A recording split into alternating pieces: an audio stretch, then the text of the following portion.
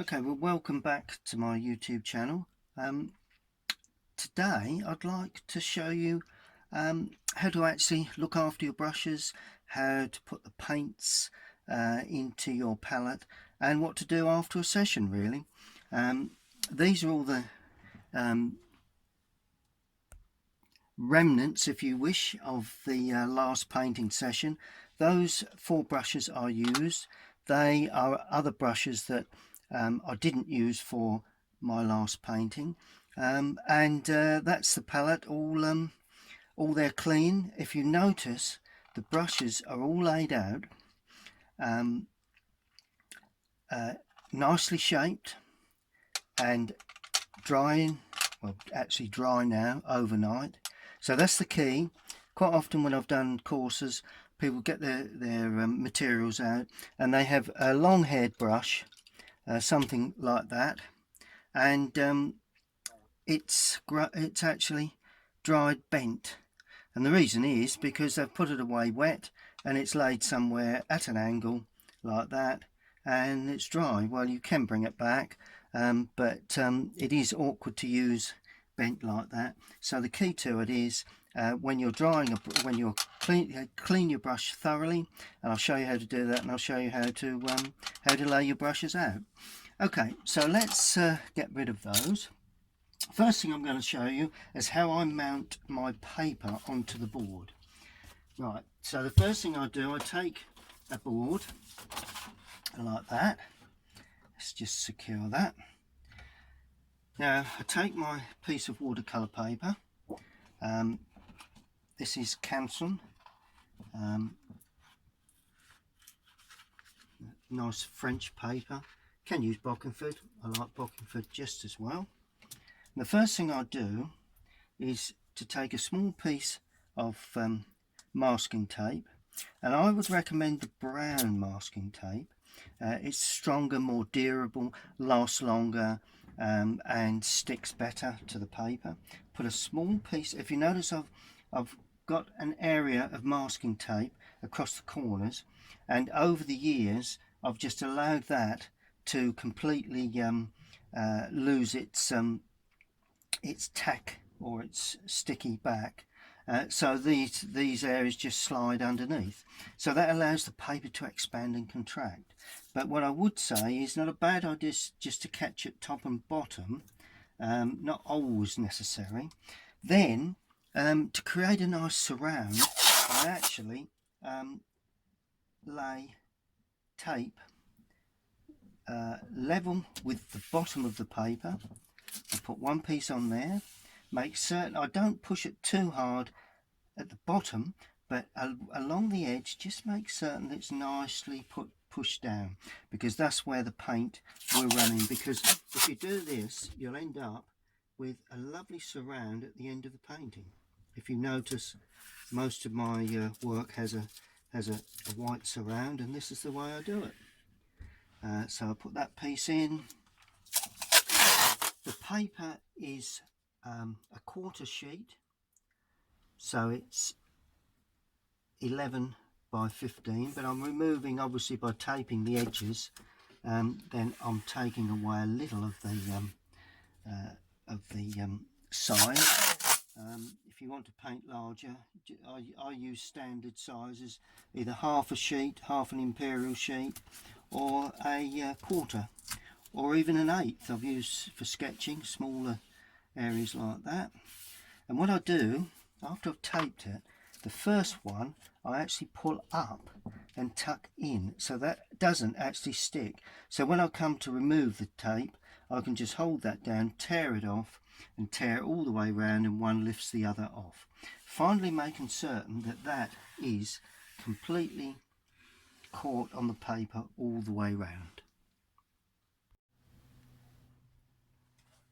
The first thing you need to do after you've finished a session, or at least, well, probably really either after or before you start another session, is to actually clean the paints. Now, you can use ideally an older brush. I've got an old flat there, as you can see. It's quite, I think it's in focus okay. I think you can see how you know, it's gradually the paint is coming off the bottom of the brush there.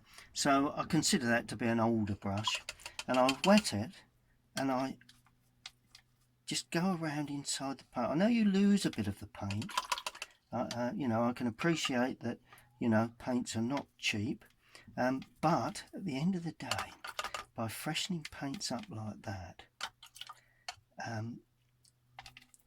freshen the cobalt blue, freshen the ultramarine, freshen the light red, and it damps burnt umber, it damps the paints. And if you do it before you start, then obviously you loosen up the paint, so you can take more paint on the brush before you start. Some loosen better than others, some are harder. The reds loosen particularly easily. Cadmium red there. That one is lemon yellow, which I don't very often use, as you can see, but I'm going to freshen that up. There we are. And by wetting them like that, Prussian, you don't really need too much freshening up, because that burnt umber you do need to get loose, and the ultramarine. Right, once you've done that, you then take, got an old piece of kitchen roll here, or paper towel, that I've used last time I painted, and then you dry the brush and lift off any dirty colour. So you're lifting off the dirty colour, clean the brush, dry the brush, and then that will want to soak up the dirty colour, and you're left with a relatively clean paint. And that's the way, that's what I do, sometimes after, but mainly before you paint. You end up with a nice clean puddle of paint, and I always do that before I add paint to each individual section. That way you're not putting clean paint onto paint that's a little bit on the discoloured side from painting previously. Right, that's nice and clean. There we are. See how that cleans up into a nice rich colour. And then we allow that to dry. Make certain you clean the brush and don't leave it in the water. Gently clean the brush and lay that on the palette for now. So that's the way you clean the paints, mainly before you start.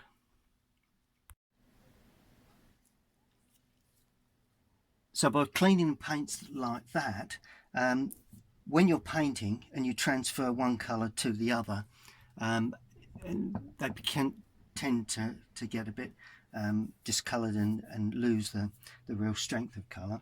Then what you do, once you've removed the colour, or the contaminated colour if you like, you then take your tube and squeeze in to the area that you need topping up.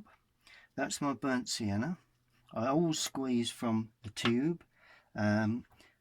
You can, if you start with cakes, that's fine, but I would recommend straight from the tube. I always use a more fluid paint.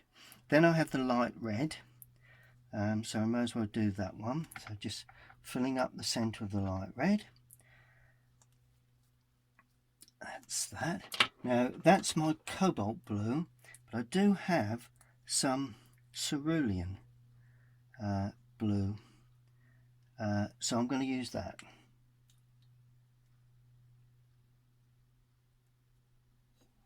There we go. And I'm going to use ultramarine. It's my ultramarine filled up. In actual fact, I've actually put winter blue onto that. So all you've got to do, transfer it over transfer the paint over to the Prussian, same colour, clean the brush and lift off that Prussian blue. Just as simple as that. There we go. Good. So that's that. I do have burnt umber that I need to top up. Just check I get the right colour because that one was wrong. Burnt umber, that's squeezed in just to fill that area. And cadmium yellow. It's also using varying makes of this is actually yellow mid, but it's very similar to cadmium. I recommend you use cadmium, but got varying mixes, varying paints there, because I do get some of them given to me to trial by companies, and that is how you set up your paint box.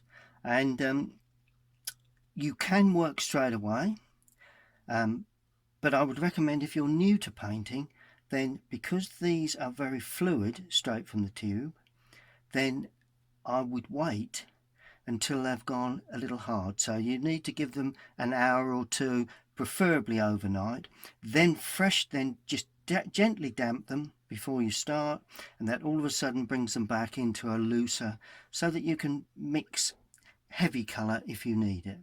A lot of artists do work straight from the tube. They put it on into a big palette and then just draw off colour and mix it like that. You know, it just depends the way you want to do these things, really. So that's the way I'll do that.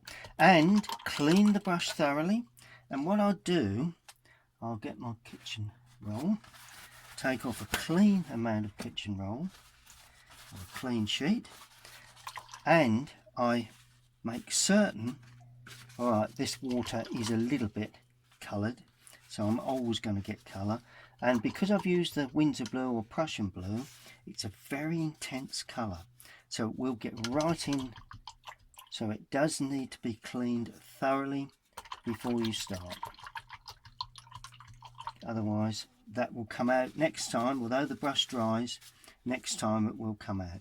Now, shaping the brush is vital, that you shape the brush, and I usually lay them down like that at a bit of an angle, so that it can dry up through it, all the hairs of the brush. And if you have a round brush like that, right, this is my long rigger, always be sure to pull the brush through like that and gently shape it so that it stands perfectly upright. If you leave it to dry like that, unfortunately, that's how it will be until you thoroughly wet it again, and it's not good to use when it's when you're painting next time. So make certain it's perfectly straight, and just lay it into your palette like that, and you allow that all to dry. I normally shut the lid on that so that we don't get any dust in there, and I'd leave everything to dry. And also your tissues, don't discard that. It's got a bit of colour on it, but I will save that for my painting session next time. So that's basically all you need to know about setting up ready to paint. All it needs now is a subject and some drawing.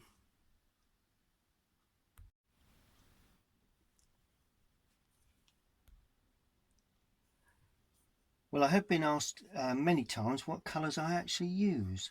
Well, that is totally the colours I use. I don't use really much other than what I have in that selection of 12. 2, 4, 6, 8, 10, 12, 14, sorry. There you go. Normally work with 12, but there is 14 colours in there. Right, I have burnt sienna, I have raw sienna. Now you can use yellow ochre or yellow ochre. That is cadmium yellow. You can use cadmium yellow hue. It's not quite as strong, but it's still sufficient. That's my Prussian blue. That's could use Windsor blue, phthalo blue, whichever of those three really. I prefer the Windsor blue or the Prussian blue. I always call it Prussian blue whenever I'm demonstrating. That one is cobalt blue, which I like. You can also substitute that with cerulean blue. That's my ultramarine, French ultramarine, but the ordinary cheaper ultramarine is also good. I have a cadmium red now. That's an addition to my palette, which is a very strong red for really giving the extra punch to focal points really.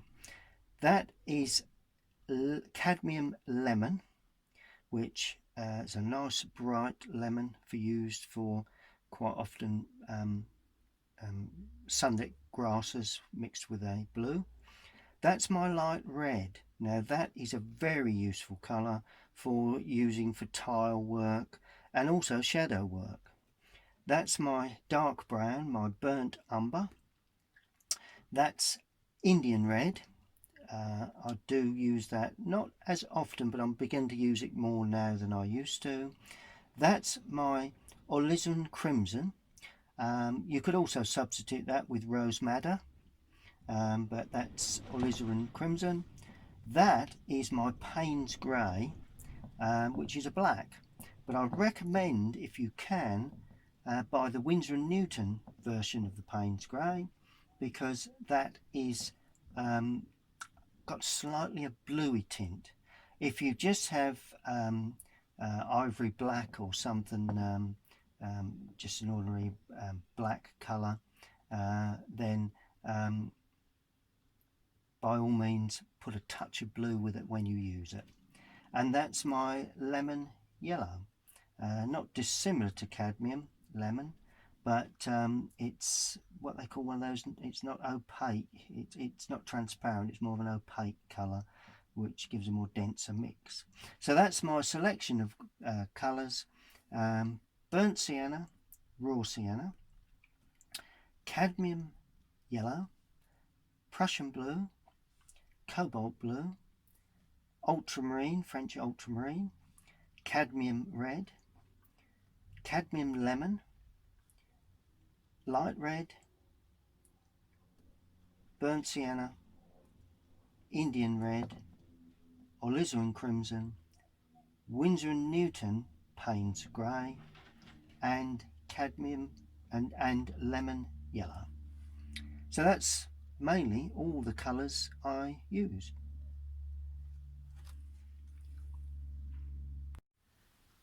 Well, I hope you've enjoyed that very short tutorial of how to look after your brushes and how to clean your paints before you start to work. Stay tuned to my YouTube channel. Got lots of other tips and some more lovely painting subjects. If you've not already done so, please subscribe and click the bell. You'll get notifications every time I upload a video. But in the meantime, keep painting, keep those brushes damp, and enjoy your art.